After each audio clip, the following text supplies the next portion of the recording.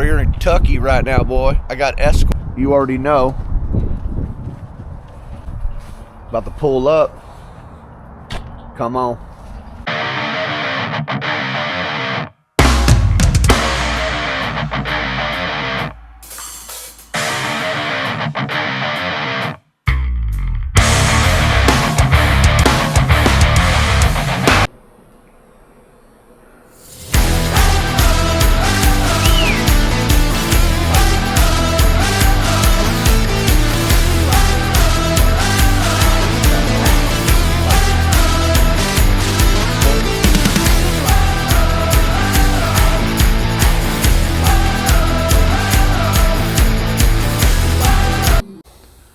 Cool.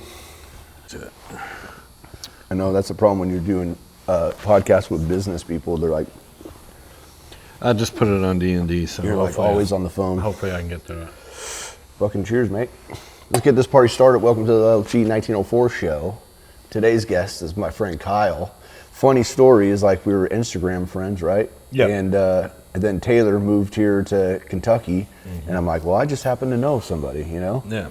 And then today's our first day actually meeting, which is awesome. But it's like, to me, I felt like I've already knew you. Yeah, you know what I mean? No, like 100%. Yeah, and we got you reached out after talking to Jason Helm. That's right. Yeah. Jason is a solid dude, man. Extremely, like one of my favorite people that I've met in all of this. And yeah, he had been to our event last year, and he went to Four Corners, and I think you were there. And then you reached out after that. Yeah, I did. Yeah. And my good buddy Mike Officer in Missouri was right. we were talking about your podcast because he was here for the event too. So kind of like it was. Mike's a big fan of the podcast. Yeah, Mike's awesome. He's awesome. Yeah. So it ended up working out like a full circle kind of moment, kind of right. Thing, you know what I mean? Yeah, I think that's what any sort of community I think does that obviously, but I just love the motorcycle community is like hands down the best, you know. Yeah, for no, when without it comes a doubt. to people. Without a doubt, it's obviously I was prior service, I was military, and you know when you leave that, and Taylor I think kind of like gets that, you know, because he's so fresh out, but you feel like you're never going to replace it. Not to say that you're trying to replace it per se, you know what I'm saying, but it's like it's very similar, and like and the closeness, right? And the camaraderie, and the bonds, and you know, and I don't know what it is, man. There's something crazy about, you know, banging out 800 miles on the road with somebody, and it's like all of a sudden it's like your family, you know. Totally. It's wild. I don't know what it is about it, but it's like that. So I say that so many times, like you're banging out bars with your homeboy, or even just somebody that you just met, you know, because we create rides, right? And I always have this thing where I created an LFG ride, and we're banging through the desert, and I'm like looking around, and we're cooking, you know what I mean? And I'm just like, damn, this is fucking tight, you know what I mean? And we go to a spot, same thing, 800 miles, and you're just like, damn, did we just become best friends? Yeah, guess so. Yeah, you know, you're just we just tore it off together, you know. Something about Marvin, and you're in there. I don't know. Damn, this couch is comfortable. Yeah, it ain't bad. Yeah. So let's talk about this beautiful shot, man. I'm gonna do some videos, so it will cut into where y'all can watch. But I mean, let's talk about it. I mean, how did you start doing this?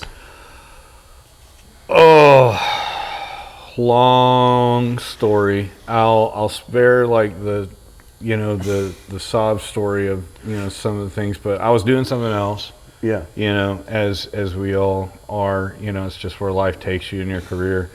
And I really wasn't happy with it, and, you know, haven't walked away completely just yet, but that's the goal, is to. And I've just always loved bikes, and, you know, an opportunity came up through my friend Bobby Fisk, shout out Bobby Two Glocks, and he had a commercial space, and I was like, hey man, I'm kind of thinking about, you know, running some parts, you know, but I need this commercial space to do it. And he's like, no, just say less, dude, just set it up and roll. Right. And then the phone kind of started ringing a little bit, like doing installs and stuff like that, and it completely snowballed. Wow. So this was only supposed to be parts? Sort of, like at the beginning. That's yeah, wild. Yeah, I was just gonna like, sling parts as like a, kind of like a side hustle. Side hustle, yeah. And it just blew up because like it doesn't feel like work. I look forward to getting up and going to work every morning. Like Monday rolls around and I'm not like, fuck my life. I just I get up and I come in here and I I think about it like the night before. Last night I'm laying in bed and I'm like, what do I have in there? And I'm looking at like what deliveries and everything are showing up today and I'm like, okay, here's my day. I have it mapped out. I already know what I'm doing. Yeah. And I just get in and start banging shit out, and it just feels good. You know? Isn't that an amazing thing? Because, I mean, some people, honestly, they'll never understand and know about that when you're going to a job. Like, you already know that you're going to a job that you absolutely hate, and you don't really have anything else going on. But it's like when you have something that you enjoy doing, and you're happy to come to work.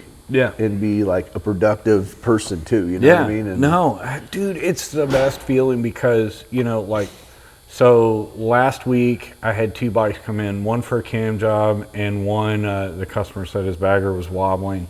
And so both those jobs got turned out, everything got handled. The guy with the lowrider that I put the cam in, he texted me later on, he goes, dude, we got a lot of extra power now. This is nice. You know what I mean? And I told him, I was like, bro, there's more in it, Yeah. And he's amped. And then the homie who dropped off his bagger, talking about it wobbling, he's like, about 87 or so, it starts kind of wobbling, gets this, and I don't really like it. Well, I was able to really quickly figure out what was going on. He texts me as soon as he gets home, bro, hit 110 on the way home. Nice. Shit's solid, tracking straight. And I'm just like, my job. I love that. My job is complete. Yeah, I love it. Allegedly, too, for you cops that are watching, you cocksuckers. Allegedly, that happened in Mexico. Yeah. By the way, I forgot to say this episode is brought to you by White Girl Monster, baby. Come on. You know what I mean? Hey, even Copenhagen pouches. I'm off the Zen, so fuck you, Zen. You never gave me some money, so. Let me get one of them. Yeah. Bro, I used to just talk all this shit every show. Be like, this episode's brought to you by Zen. I'm like, come on. Are you guys not? Yeah, are you not plugged in? I guess you're not watching, dog. You know what I mean? Mm-mm. But whatever. Yeah, so basically the snowball became really great success because, I mean, shit, you have like 6 or 7 bikes in here that you're working on right now. Oh, there are 11 in the building. Bro, nobody said I was a fucking mathematician, bro. You know what I'm saying? Yeah, I don't know. The most I've had in here at one point I think is 12. So that's insane. I'm like that's insane. I keep a little count. I don't know. A couple of them are mine. And you're doing it by yourself.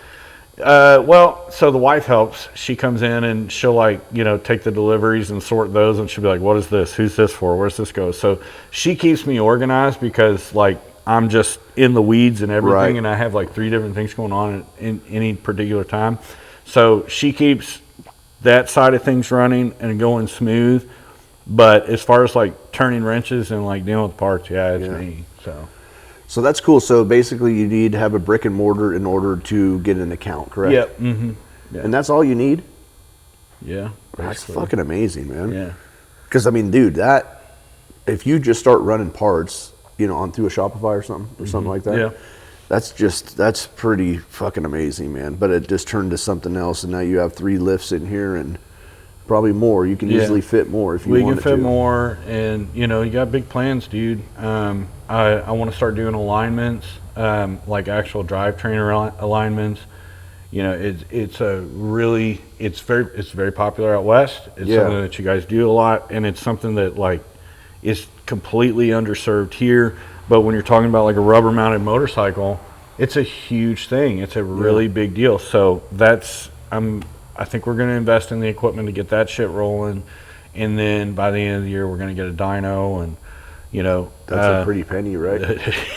Right? It's an investment. It's pretty. It's an investment. I mean, just that tire machine is an investment. That's an investment too. But that's really handy. I mean, I know a guy in San Diego that's all he does. Yeah. Tires. That's it. Yeah. And he lives fine. Yeah. Just doing that. Mm-hmm. Yep. Well, we were talking before the show, so there's not a lot of shops, or if any, like yourself, in this area, right? There's nothing really like us as far as indie shops go in this area. There are a couple of indie shops, but the stuff that we specialize is completely different. You know, there's most of them are kind of in the western end of town, and they're a little bit sketchy. And then there's a pretty good one on the south end of town, but he's been around a long time, and he's, I don't know, set in his ways. Yeah. So we know people like that in shops too. Yeah. So while he's a quality wrench and a quality guy, he's, depending on what you're after, it'd definitely be a better move to bring it here. But right. As far as indie shops go, there's nothing like us. I spent time in Southern California. It's really where I fell in love with motorcycles. Yeah. So, keeping up with what's happening out west and bringing that here has really been the goal, just staying on top of it, staying in front of things. And like, I held a race license in WERA and CCS. Like, I race sport bikes. I love ripping. I love tearing it up, I fell in love with Harley Davidson motorcycles, and that's what it is. So, taking something that's good and making it great, that's my jam. Right. That's what I really love to do. So was the time that you spent in SoCal, was that through military? Yep. Yeah. So let's talk about that. You're a Marine. Yep. Where was your boot camp at? I went to Parris Island, but I was stationed out at Camp Pendleton. Wow. Yeah. Oh yeah, so you're in San Diego, my friend. Yeah. For how long? 4 years I was there, and then I went back to Parris Island in an instructor role for 4 years. So you're obviously, well, not obviously, you are from Kentucky? I don't know. Mm-hmm. So going out to California, was that a big culture shock? Yeah, but what year was it, by the way, too? 05. Okay. Yeah. So no, it was a culture shock for sure. I mean, it's probably a culture shock for you being like Dago, born and raised and shit, and then you come out here. But I mean, yeah, but I grew up. So I grew up in a really small town in San Diego. Obviously I moved out and came back, but I grew up in a small town and small vibes. So this is not, I mean, there's a lot of differences, but there's, less similarities, to be honest. Right. Like I grew around country living, horses, farm animals, oh yeah, until really when, my other past life came in to where I was like in the bottoms and in riffraff and shit, but yeah, I would say even in 2005, it's just so much different now. The way after COVID, I would say, I mean, things started to really change, just like on a global level. But like for real, it really just culturally became something different. You know what I mean? And now, you have so many people now that are just like, please take me back to the fucking 90s. Yeah. So what I'm getting at is 2005, like San Diego was still pretty cool, and not that expensive, and like. No, it was sick. I loved it. I loved it out there, and it's it's like geography wise, it's probably the most beautiful place in the United States. 1,000%. Man. Yeah, but there's other things that kind of ruin that in a lot of different ways too, which you're intimately familiar with. But I loved it out there. I was a Marine there. I was stationed there. It was amazing. It was it's had a huge cultural impact on my life.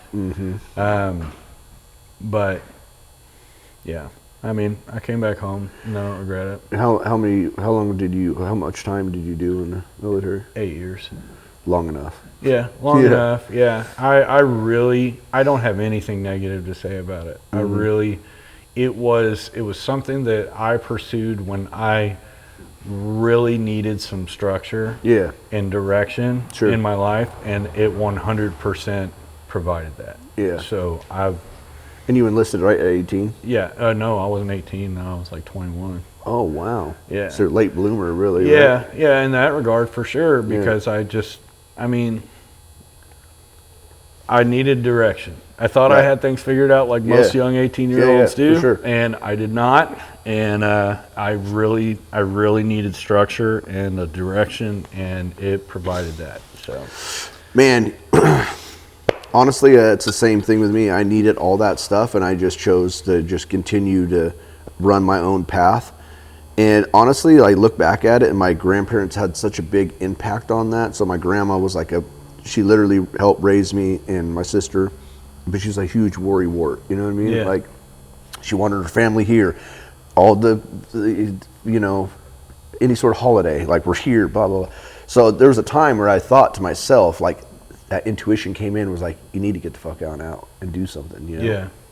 And I was thinking about doing, because I had a friend that went into the Navy and was like exploring and doing all this stuff. But at the end of the day, I was too scared to leave my family, and I went down this really dark path. But it's like, damn, I wish I would have done that. You know what I mean? I wish, because I have so many friends that were in the military or retired out of the military, and they are like so successful, you know, and you just have that accountability and that structure, like you were saying. Yeah, no, and accountability is huge. You know, I mean, no matter what you do, you're going to meet shitty people and whatnot. But like, you know, the ones who come out of it, you know, kind of giving what they intended to give to it, and you know, made the best of it. Those accountability is huge.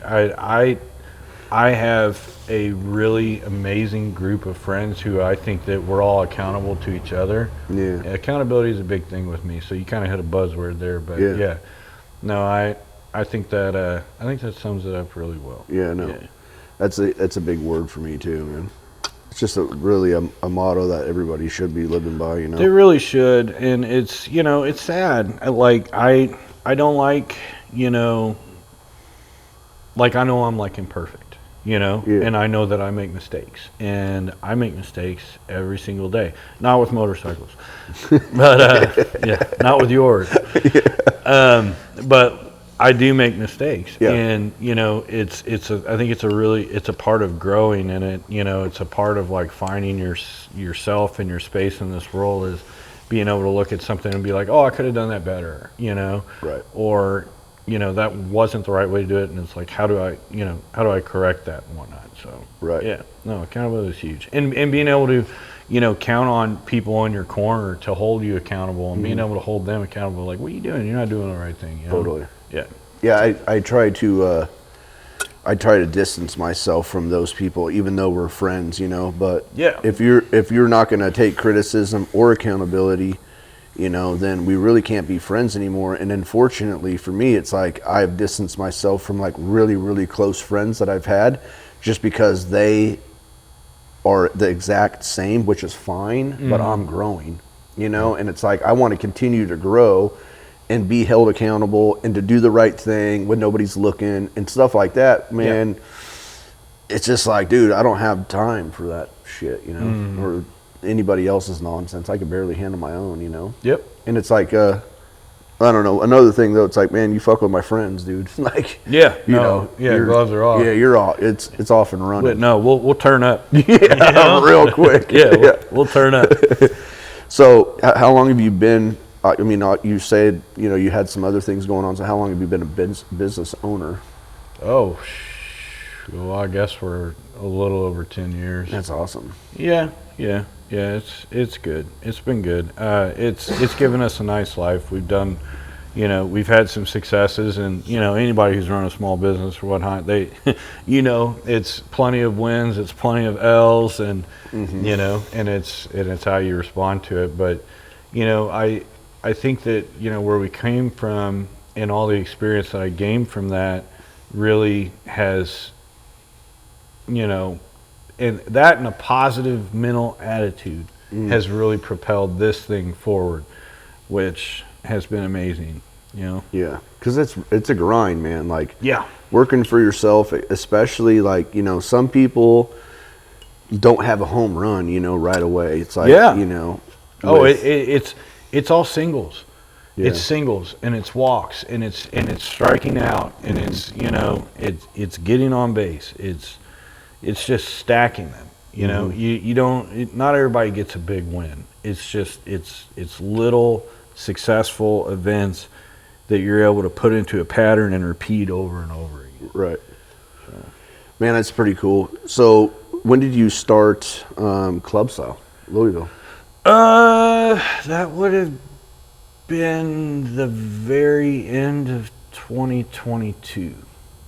And that community is just... It's popping, and it's awesome, and it's introduced me to, you know, some of my very best friends that I've had in life, you know, and it's, you know, it's not just me, it's Aaron, who, you know, keeps this thing on the rails. And, you know, especially like with everything that I've got going on here and how that's absorbed so much of like my motorcycle time and energy and whatnot, you know, those boys, they're able to kind of keep keep that thing moving forward. So what does that look like? Like, what do you guys, besides just being like an Instagram page, like what is your get down, you know, what do y'all do? I think the get down is about promoting community and, you know, like-minded, because like Louisville has been like traditionally it's been a big HYB town, you know. Do you know what I mean when I say No, that? I just said yeah. Oh, okay. Hell yeah, brothers. You know? All right, dude. You know? Solid. I already learned something. Yeah, no. Yeah. Reinhardt's. Yeah, and, got it. And chaps, the whole nine. Yeah. Which chaps ain't bad. And meat hooks and, which, you know, teach their own. It's fine, right? But like. They're still part of it. Yeah, they are, 100%. But like I said, I've always been really into the Western culture of it, you know, which is, you know, the smashing miles in a really, really, really functional motorcycle and taking something good and making it better. That's been my jam. So being here, there wasn't a whole lot of that, but I believe that there was more of it out there and there was a real opportunity to grow the community. So Club Style Louisville got started, and it was just like finding those of us who had that same interest, but we're kind of operating in these little smaller pockets, you know, because not everybody wants to ride up to, you know, bike night and slam beers and ride 5 miles home. Right. That's okay, but that's not the get down. You know, the get down it's the road trips, it's the traveling, even, you know, the day trips, ripping up to Indy for HPI bike night and coming back that night, or, you know, running down to Nashville for an event and coming back. It's, you know, it's heading down to Tennessee for events, Georgia, you know, I need to make my way up to New Jersey at some point. Right. But yeah, it's all that, and just seeing, you know, different people and making the connections and the network and seeing how great the community is, so that when you know, attend these events, you're able to support each other, and, you know, you're able to kind of reconnect, and I don't know, just really, really great friendships that are forged on the road. But that's what Club Style Louisville is about. It's about giving you a way to plug into that network and seeing if maybe that's the side of this that really speaks to you. Right. You know, it's performance motorcycles and riding the piss out of them, and, you know, ride it, break it, fix it, repeat it. Right. So I really wanted to make that a shirt, but then I heard a lot of people have already used that. Oh, have they? That's a perfect t-shirt though, because it's so. That's what it is. If you're really living that life, you know. Yeah. Oh yeah. There's a whole lot of fix it down there right now. Yeah. You know? Right. So they're gonna go repeat it, and then it'll be back, I guess. Yeah, I mean, that's what, you know, what LFG started too, was like community and like building something that was different. And then for us, it was like, you know, attached to motorcycles and like a sober community too, to where it was like you can do cool shit and not have to go and pound beers, but you can still be a part of it, you know, and then still go on long trips and have that long trip as like, you know, I mean, there's people that went on my trip that drank, and it doesn't matter, you know what I mean? Right. Anybody's welcome to come. It's just like my lifestyle and the people that I was with, that was our lifestyle. So it was like, but man, honestly, it's like I lost sight of that in a sense. It's like I get so busy doing other shit to where it's like, man, I haven't created a ride in forever, you know? Yeah. And now that I'm out of the scene, it's great to see like some of the guys that still hold down the brand out there, like they still conduct and do shit, which is fucking awesome, you know. That is, yeah. You know, no, that means that you made a really positive impact out there, and you know, you created something that, you know, even though you're not necessarily there to play conductor with, you got other people who are willing to take that over and, you know, keep that moving. It's beautiful. It's amazing, and you know, it's the same shit out here, man. You know, we want to do that exact same stuff, but. Yeah. What do you so you do like one big show a year? Yeah.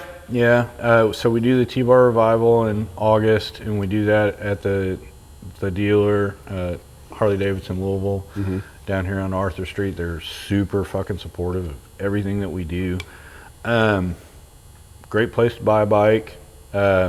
good people over there. Definitely a rider store for sure. Nice. Yeah, which is good because not all dealers are No. like that. But yeah, they host it. They give us the space to do it, and they kind of let us run with it, and it's rad. You know, we've done it 2 years now. The first year was really, really raw and really, really wild. Second year was bigger and good, and definitely spoke to the audience that we were after, and that side of it grew in a really, really positive way. This year, you almost like want to take those two really great elements from both events and like combine them. So we're going we're going for raw and like really aggressive. You know, like I want people to come to that and see it and go, that's what this is all about. Right. You know what I mean? Right. Like really authentic and really true. That's the big thing. So when we say raw, we're just like burning it down, or what are we doing? Yeah, kind of, man. All right. Like just, you know, I really gravitate toward, I mean, everybody's been to a stunt show and everybody's seen 100 stunt shows, and but you know, like I want to feel something in it. Yeah. You know what I mean? Yeah. Like I want to see some, like, you know, some emotion to it, I guess, if there's a way to say that. Yeah. You know, like I want to feel like this is your passion, you Right. know? So that's kind of what we're looking for. And it has to be organic. It can't be overproduced. You know what I'm saying? Sure. Like I want that organics with it. That's where the good stuff really comes from. Yeah, I mean, sometimes when your shows get bigger, then it becomes almost like in a corporate, because you have to have it conducted, right? You have to be out there like with a plan, which takes it away, but then it's also you're doing it for people that perhaps have never seen a stunt show or a motorcycle show, or people that have been to 1,000. They want a little something different. So if it's like it's a business still, you're like, all right, cool. So 8 o'clock is this, and 9 o'clock we're gonna do this, and it definitely takes it away. But it's the natural progression of things. Like I get that, you know, but I like. I don't know, man. I'll know it when I see it. Yeah, but I like it. Yeah. So this year we're gonna kick it off again. Yeah. Oh yeah, we're doing it again. We're doing it August 23rd, 2nd, 22nd. Is that a Saturday? Is that right? Yeah. Okay. We have Law Tigers here. He's our secretary. He's making sure that we have all the dates right. You know what I'm saying? Law Tiger Sky. Yeah. Law Tigers. Law Tigers, Tucky.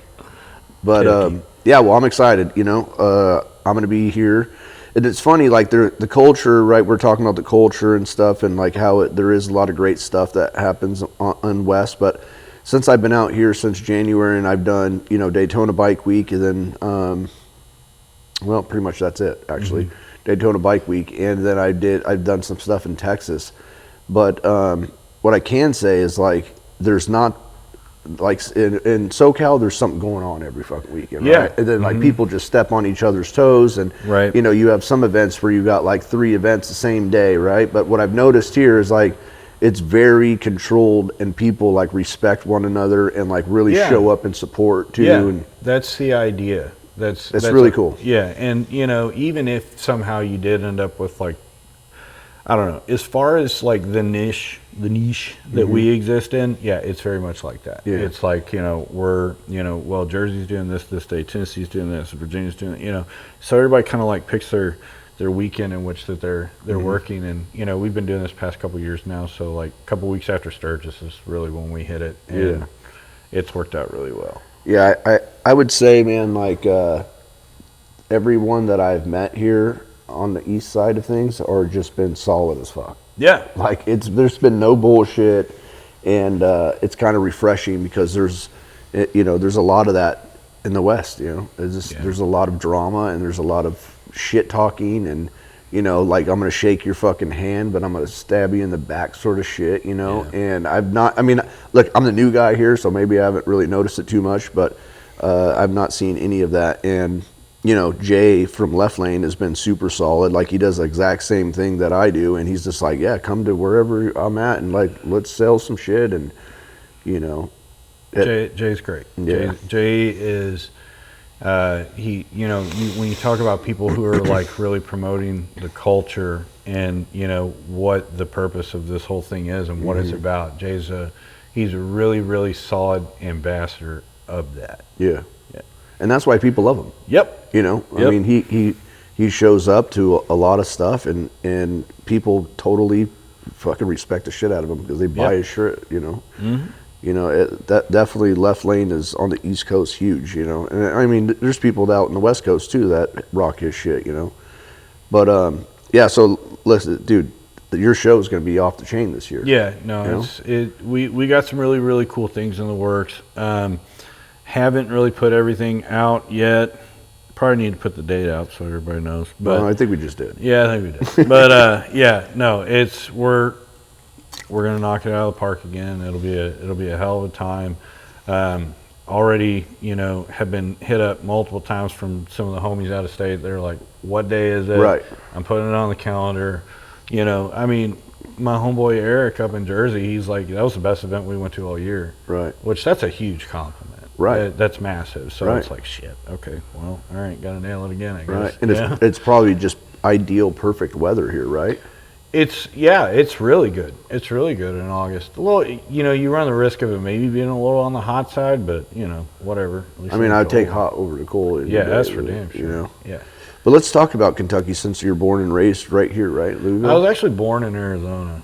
Really? I was born in Arizona, but like, Oh shit. yeah, but my family left there when I was like 2. So, Yeah, well, that doesn't count then. but yeah, raised here for sure. Yeah, it doesn't count. 100%. Yeah. It's funny. So, like yesterday, we met. We went to look at a house that was for sale, and the real estate agent was like, "Yeah, I'm from Sacramento." And Oh, this right boy on. had a thick accent, talked real fast. Yeah. But he left there at 12, and he, you know, Yeah. what do you guys call each other here? Like what Kentucky? You know, Californians. What is Kentucky? Hill Jacks. I don't know. Good old boy. Good old boy. All right. Kentuckians. Kentuckians? I don't guess. know. Yeah, I don't know. Let's make it up right now. I don't know. Yeah. Well, somebody's probably going to listen to. No, goddamn you, Yeah. motherfucker. Yeah. probably. But you know, just because you move somewhere, I said that to my wife too. I'm like, I guarantee you, I'm like, you're going to start having an accent before anybody in the family. You know? Yeah, yeah. So Amy is from Chicago, and she was always she'll pick it up, especially if she's like around people. Like if they all of a sudden you'll start to hear lack and worse, and you're like, yeah, you're like, what did you do? What? Yeah, they got you. They hooked and sinking. Yeah, they baby. got you. Yeah. Well, we were talking about it because it's like our kids are so young, and I'm like, damn, they're probably going to have an accent because they'll be around other people, and that's how they hear, you know, blah, Maybe. blah, blah. Maybe. Yeah. I mean, it could be, but if we don't, you know, lose the way we speak, you know, maybe they won't. I don't know. I don't feel like I have much of an accent. Maybe I do. I can't hear it if I do. But yeah. It's definitely like a country drawl. Me? Definitely. Really? Absolutely. Yeah, you have a thick one too. Do I? Yeah, do I? Yeah. But I mean, it's cool, man. Settle down there, Sweet Tea. Yeah. Yeah. That's his cookout name when he gets invited to the cookout. Sweet Tea? Yep. Taylor? Yep, that's Sweet Tea. Well, you know what's so funny? Taylor's been here for 6 months too, and I noticed when he was talking to his neighbor, I'm like, he kind of has a little bit going on too. He's you getting know? a little gravelly going on. But you know, what you doing down there? the thing about it is, it's so respectful. Like people say, "Mama, Daddy," you know what I mean, and Yeah. it's like real genuine. And yes, sir, yes, ma'am, and I don't know, man. I've always been taught and raised that way too, and I just never, you know, open a door for a lady and all this other crap, you know, and then I just lost it. But, you know, not that I wasn't respectful to people, but like just the hospitality and the way that people are in the South.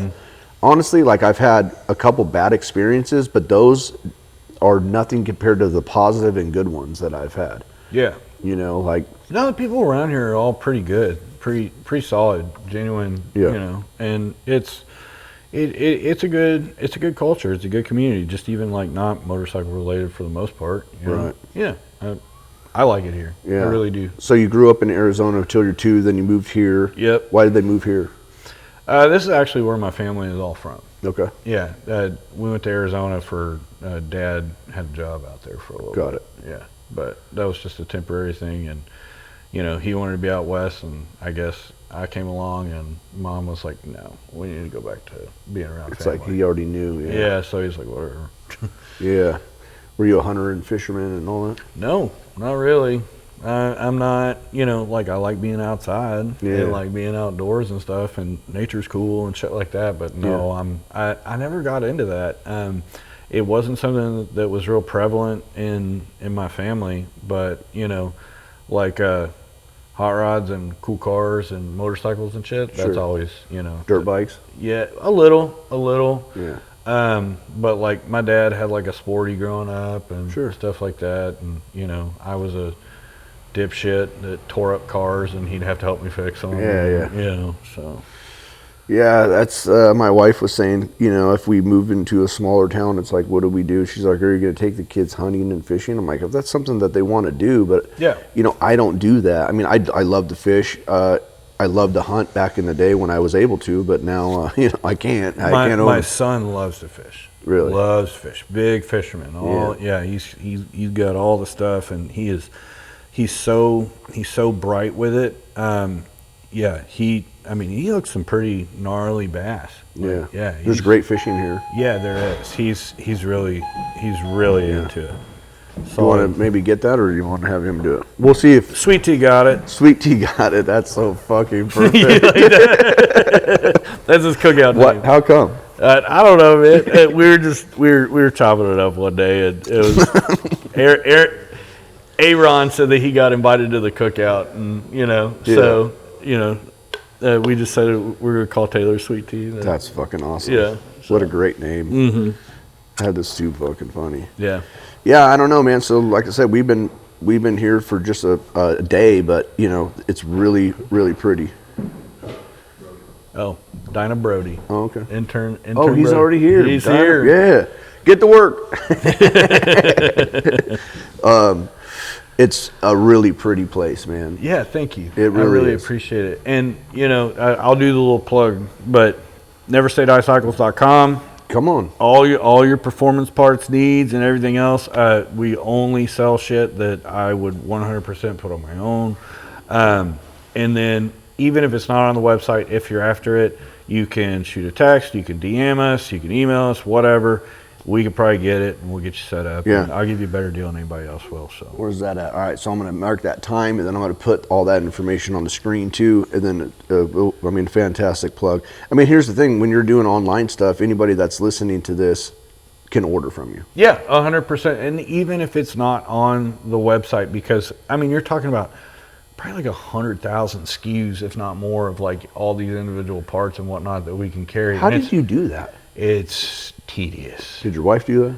No, she's helped. She's helped. Yeah, but it's really tedious. There's no easy way to do it, you know. So you kind of have to. You look at like JP Cycles and Get Lowered and all these other that you can order a fucking bolt from. Yeah. They got some nerd sitting at a computer who's putting that bolt into Shopify, and I can't do that. That's wild. It's just so time consuming. So, and I've even taken stuff off the website because although it's a great product, it's like really hard to fulfill because the manufacturing behind it can be, difficult. So like everything that's on there is fulfilled within a really reasonable amount of time, but we're huge on GP.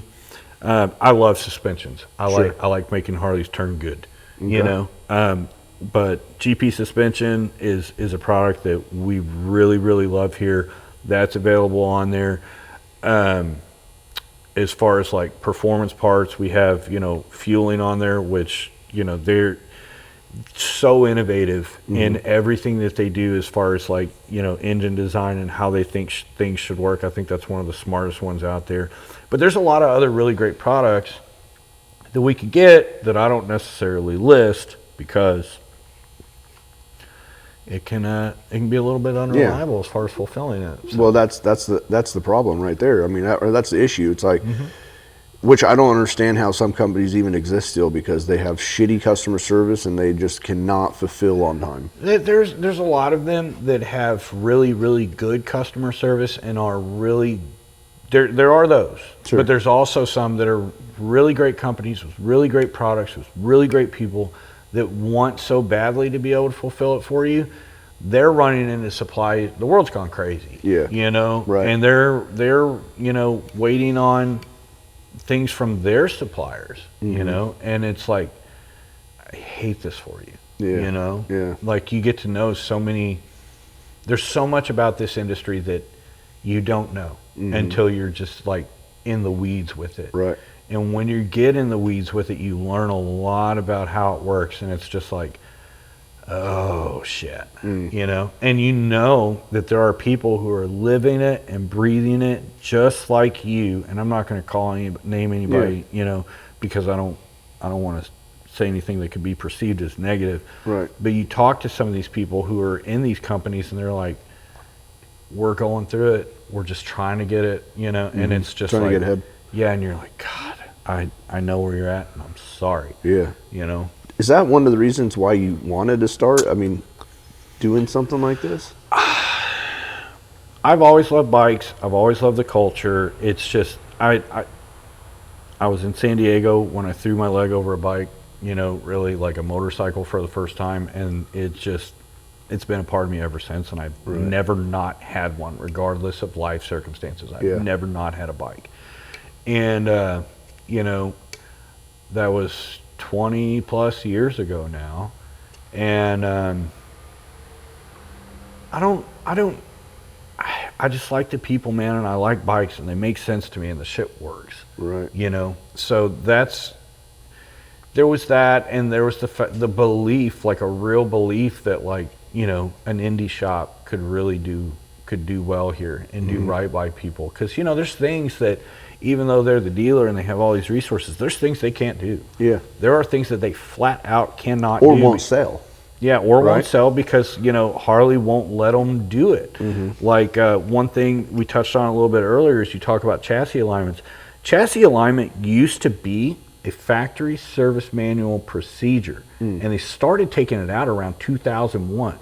That was 25 years ago. Right. Okay, well, these bikes still are rubber mounted, and they still need that level of care if you're asking the bike to, you know, perform at a certain level. Right. And it's been removed forever. But the thing is, so you look at like a touring chassis, like a touring frame. Yeah. That frame was designed in 1979. They were shoving shovel heads in it, but it's essentially the exact same thing outside of a few bosses for mounting points and whatnot that have been changed.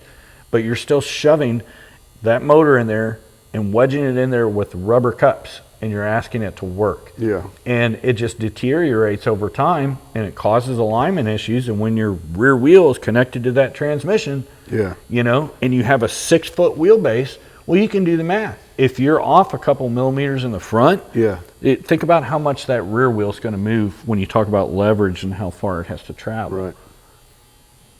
So that now Harley won't do that. You know, you take your bagger to Harley, and you're like, hey, it's wobbling at, you know, X mile an hour or whatever the hell. They're going to say, well, don't go that fast. Yeah. What are you doing? Know? Yeah. Why Yeah, are what you are you going doing? that fast? And Shouldn't you be know, doing that. that's where we come in. Yeah. You know, it's like, no, I get it. We'll get it right. So just like I was able to take care of it for Brooks the other day. I think that's what's neat, man, especially in a town or an area like yours. Like, yeah, there are other shops. They're not you, and they're not your community. And so, like, now you're just really, really, truly helping the community by having nice stuff. Yeah. And having, you know, bikes that can get on the highway and get to it, you know. Yeah. And, you know, because why buy from somebody else when they can buy from you, or they can have you come work on their stuff, man. Yeah. 100%. You're gonna probably blow up, dude. If you're how long you been doing it for again? Since November. Since November. So we're like 6 months in. 6 months in, and you already are probably gonna start looking for help and bigger. You're investing in bigger, better stuff. Yeah, we're gonna get a dyno. It's gonna happen by the end of the year. So I think, is there anybody that does that here? I mean, the dealerships have them. Okay. Dude, Ain't the same. Yeah, it's you not. Know, they're not gonna pull what you need to pull. Yeah. You know, so that's awesome, man. The sky's the limit, man. You'll be fizzling out of the other businesses before you know it, and this will be the permanent home, you know. Yeah. Yeah. 6 months in and a lifetime to go. But geez, man, awesome. Yeah. Just so cool. It's rad. I've enjoyed the hell out of the ride. I love to build. You know, love building. So got a really, really supportive family, got a really supportive community that's put their arms around it. I have great friends who have, 100% supported it and rooted for me from the beginning. So many things that are on the walls and whatnot that you see down there are like gifts from friends and whatnot that are just kind of like, do well and prosper. I got this little waving cat down there. It's like a little Japanese thing. You saw the little gold cat? He does that little arm thing. Well, Aaron, when I opened this up and we moved to this location, he goes, I'm going to send you I don't know, Japanese word, whatever. Sure. Aaron lived in Japan for an extended period of time. Yeah. And I was like, what, is that the waving cat? And he goes, yeah. He's like, it's supposed to encourage prosperity in your business and to beckon customers through the door. Yeah, sometimes little homie's working a little too hard. Dude. Yeah. He's been doing great. I think I need to get one of those too. You know what I mean? You may need to get one. Yeah. Well, it's funny, man. Like that, there's an old story behind that too. So that's where they used to always keep like a lot of tip money too. So when they would get robbed, that's what people start knowing. Yeah. They have like pretty big ones too, and I don't know. There could be a wise tale. That makes sense. Like you go to a Japanese restaurant or something, it's probably next to the tip jar. Like put that shit in there. Yeah. Put that shit. Just keep on doing little it, man. So you have you said you have a family. Obviously, you have a wife that's been really supportive too. Yep. How many kids do you have? We got 3. Yeah. 3 kids. Yeah. How old are you? 40. Yeah. 43. My 42. Man. 42. My man, yeah. 42. You got to think 43. about it. You gotta, 43. Yeah, you got to think about it. I'm 43. Shit. Damn. And Lisa's your wife? Amy. Amy, I'm sorry. Way off. I just struck out there. I don't know why I said Lisa, but hey, here we are. Yeah. How long have you and Amy been together? 13 Hold on, years. I'm asking a lot of questions here. Yeah. All right. Yeah. 13 years. All right. Yeah. We don't want to. We can edit that out. You know what I mean? It's all good. No, we've been together for 13 years. That's cool, man, to have somebody that is supportive and willing to help too. Man. She's the shit, man. She's been with me through all of it, and I'm truly blessed. Right. Yeah, that is my PSE right there. Right. So that's good stuff, man. Hell yeah, dude. It's good shit. It's great shit. I hope that other people get to experience that in their life. Sure. I really do. So. Yeah. You ain't lying. Mine can be a tough one, but when she is supportive and pushing, there's really no better person to have on your corner when somebody's going to root and fight for you, Yeah. Too. Oh yeah. No, she's on my team. There's never been a question about that. Yeah. So that's good 100%. Stuff, man. Well, listen, man, I'm going to let you get back to work because, you got a lot of shit to do. They're not going to unfuck themselves. And Taylor's still going to take me around Louisville. And you gotta say it like marbles in your mouth. Louisville. Yeah, he already told me, and I just fuck it up. Yeah. I mean, I can barely fucking say my name half the time. So. Yeah, fair enough. But Kyle, dude, it's awesome to fucking finally meet you in person, and I wish you nothing but great success here, man. It's gonna. I mean, I can already tell it's already gonna be really good for you. It's selling parts, and then how it started with selling parts to where you're at now, and all the machines that you're gonna buy and want to buy, and the conversation that we had before the show, it's like you want, a team, know, and you can kind of then manage and conduct that team and still get after it too. But it's going to be really, really good for you, man. I'm stoked, and I'm really stoked to be a part of your show this August. Hell yeah. Yeah. So you're going to do your slow race. Yeah, absolutely. Fuck yeah. I'm going to do whatever anybody needs. That's what I always say to people when I moved out here, because, I don't want somebody to think I'm whatever. I just want to help and be a part of whatever people have going on, like literally, like not trying to take anything or be anybody, you know what I mean? And because I've seen people do that where they come to a show and it's like all of a sudden it's their show. It's like, bitch, it ain't your show. Yeah. You know what I mean? Like, just stay in your fucking lane. Yeah. But anything that I can help with and like anything I can bring to the table, like I'm down. Like I met the Mercenary Boys and it was the same thing. Like they had me do awesome people, man. Dude, those guys were so cool. And that's a lot of groups here in the East too. It's like, man, like I told those Mercenary Boys, I'm like, when can I get a mercenary tattoo? You know what I'm saying? Like, do I need to get jumped in? Like, jump me the fuck in right now. Let's go. There's not a lot of like, the club stuff is not as heavy out here, but there's like just like groups, you know, in a way. For sure. Yeah. Anyways, man, I appreciate your time, and yeah, let's fucking go. Let's fucking go, man. I appreciate you. Hell yeah. Thank you. NeverSayDieCycles.com. Boom. Ta-da. You want to get in this picture real quick? You know? Take a picture. Yeah, come on in here. Come on in here, old boy. Sweet tea. Come here, sweet tea. Law Tigers Kentucky. Like Like and follow on Instagram. Yeah. Like and subscribe. Thanks for having me. No problem. All right, just did a killer podcast with Kyle. Man, it was a good one. And I'm sitting right here with Law Tigers Kentucky. Come on, why did you say Sky? That's the I don't know. Is that the Law account or Tigers something? KY. Law All right. Tigers KY. Law Tigers. Listen, it was a good show. Looking forward to seeing more Kentucky right now, so we're gonna go explore. But goddamn, I just can't get over how beautiful it is, man. Louisville's got it going on. Don't sleep on us. But anyways, like he plugged a few times, you know. Cycles. Never say die cycles. Gotta chop all that up. Yeah, it is, Yeah, whatever. Anyways, dude, Kyle, Club Style Louisville is fucking badass. It's really cool to finally meet him in person. So I hope you guys enjoyed the show. We're out, baby. Baby.